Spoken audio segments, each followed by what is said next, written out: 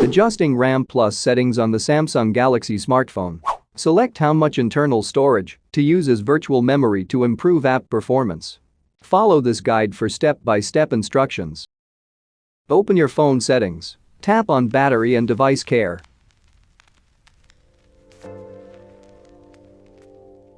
Tap on Memory.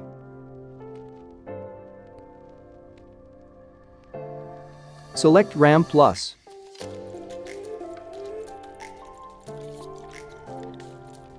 Choose between 2 GB, 4 GB, 6 GB or 8 GB.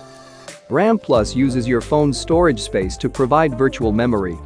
Choose more virtual memory to allow more apps to stay open in the background. Choose less virtual memory to keep more storage space free.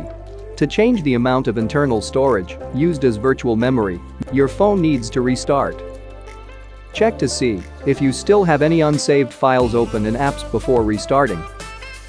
Thank you for watching. Subscribe for more videos.